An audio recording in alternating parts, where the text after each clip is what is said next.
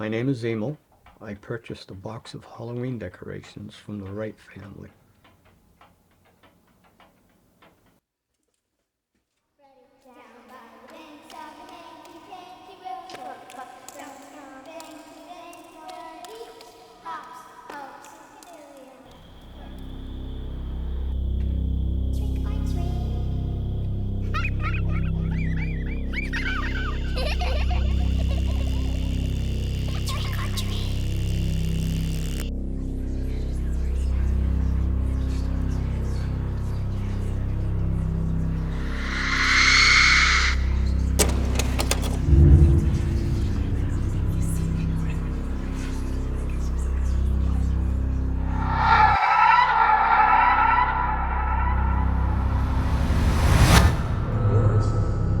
Tricks these children away from the physical world and consumes their souls over time.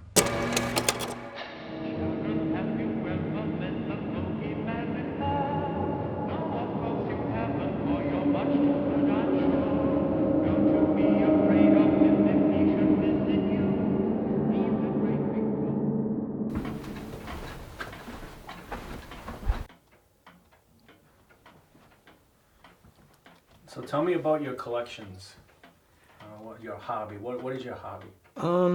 My interests revolve around collecting different antiques and whatnot from estate sales in the surrounding areas. So what kind of items do you buy at these estate sales? Mostly items from around the 1920 period, whether it be furniture, decorations, lighting. Everything from that era appeals to me, and it's all combined into one room. This room that we're in right now. Yes, this room we're in right now. How long did you work on this? This is over a course of maybe a dozen years to get exactly what I wanted, and I visited many sales, and what you see here now is a result of my investigation into things that I like. Now, up until this point, everything was fine, right? There was nothing really for us to talk about. It was just a little hobby of yours, and then something happened. I'm thinking about the Halloween decorations, which are comprised of all paraphernalia from the 20s, 1920 period, paper mache, pumpkins, all kind of various decorations that came in one box that I purchased. If you follow me, I'll show you where it's all kept. It's all kept in a wooden box. And this was from that estate sale. And I have a series of other things in here that I chose not to put out this year. These are very early crepe paper decorations. And that's a rather ominous looking witch. That doesn't go up there either. This is a crepe paper party hat. Did you ever put one on? I have. You want to put one on now? No, thank you.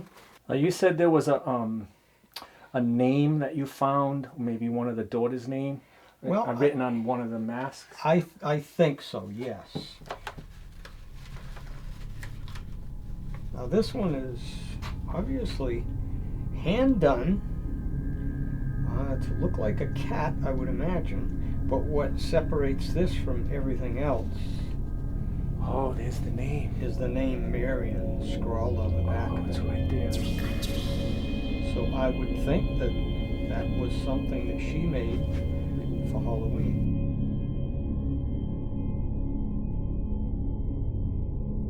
I'm a very analytical person and have never given much credence to anything in or about the spirit world. However, being an open-minded person, now I wonder if all these little bumps and grinds are not attributed to what I've brought into it. October comes around, you start putting out the decorations. What happens? Almost immediately. By saying things, it's different. Different things. Sounds, movement, odors, all coming from this one room. This year in particular, I was in the other room and came into this room, and this is after all the decorations were out. I had a distinct odor of pipe tobacco coming from this room. Nobody in this house uses tobacco. That looks pretty creepy. Yeah, there is no name on the back. There are holes that apparently that's how it was attached to the face. And here are some manufactured masks.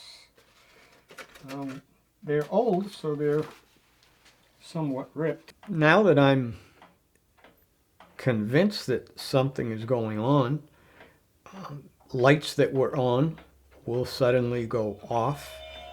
I have a mirror that was also purchased at the same sale, and as I walk by it oftentimes, I feel that there's something else in the mirror, and I look and there's nothing. Now, these Halloween decorations that you purchased, where did you purchase this? I purchased it in Danvers, Massachusetts. Do you know the name of the family that you purchased it from? I do. The estate sale said that it was a family by the name of Wright. And after all these strange occurrences started happening, I thought it would probably be to my benefit to research if anything unusual happened with the Wright family. It was Jedediah and Carol, and they had 4 daughters. And on the eve of Halloween, the family was murdered en masse by an escapee from the Danvers State Hospital. Carol and Jedediah were brutally savaged, and all 4 daughters were killed and hung in the basement. Wow. So altogether, there's like 4 masks. There's And that 4 would make masks. sense because there was 4 4 daughters. 4 daughters, right. Where did you find this information out? Oh, I found through the Danvers Historical Society, have several items in the microfiche in the library that tells of such occurrences in the city of Danvers. Do you remember anything in particular that was most memorable, the scariest? I do, as a matter of fact. I was sitting in this chair and heard just a noise to my right, which would have been inside the bookcase. Didn't really think anything of it. Continued reading my book and felt a burning sensation on the side of my neck, the side that was near that bookcase. A few hours later, as I was preparing for bed, looked in the mirror and there was a scratch going from the back of my neck around to one side, right where the burning sensation was. That's scary because that's physical. Well, up until then, I was quite open-minded and just thought about the possibility of something in this room being owned by something else, and they just didn't want to let it go. It's very frightening to know that there's physical ramifications of what's going on in here.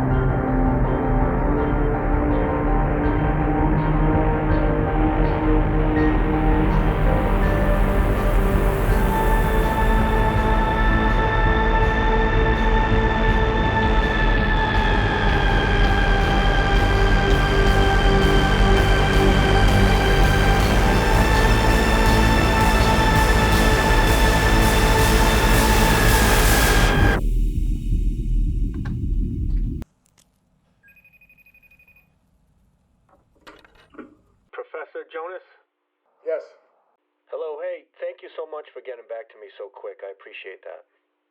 Of course, I'm a really big fan. Once I saw the photos that you sent, I knew exactly what cases that you were wait a minute. studying. How would you know what cases I was looking at?